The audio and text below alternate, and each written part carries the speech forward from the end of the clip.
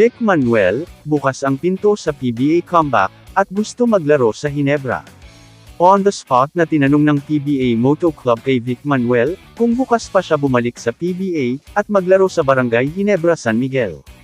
Aniya, okay lang sa kanya bumalik sa PBA, at game siya maglaro sa Ginebra, kung papayagan ng management.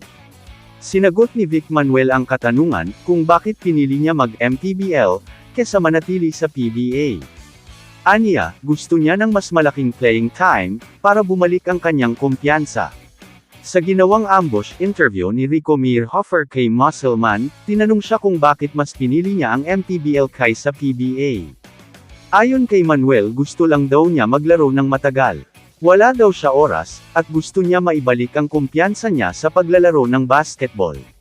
Samantala, nanawagan naman ang Ginebra legend, na si JJ Helterbrand kay Coach Tim Cone, na kung pwede kunin si Vic Manuel sa koponan. Nawala daw kasi si C-Stand at sa tingin ni Helterbrand, kayang gampanan ni Vic Manuel ang role na iniwan ni Standardinger. Dagdag pa ni JJ Helterbrand noong na-trade si C-Stand, ay nawala na ang Ginebra ng Leggett Center, kung sa naisip niyang pagkukunan nito, ay ang isang Vic Manuel. Ayon kay Manuel, payag daw siya bakit hindi. Goods daw sa kanya, basta goods sa management.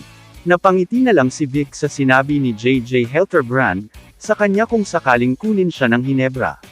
Walang alinlangan sinagot ito ni Vic na gusto niya maglaro sa crowd favorite team, kung saan din na nasa management daw ang desisyon. Para sa kanya, go siya at gusto niya maging kakampi si Jepet Aguilar, kung saan mapapadali niya ang laro ni Jepet, at mapapadali din ni Jepet ang laro niya. Naging isang malaking what if, para kay Vic Manuel na maging teammate sa PBA si Jepet Aguilar. Aniya, never siya nagkaroon ng chance maging teammate si Aguilar sa PBA at kung mangyari man iyon, magiging madali ang basketball para sa kanilang dalawa. Kamusta mga idol? Sports Zone PH para sa sports news and update.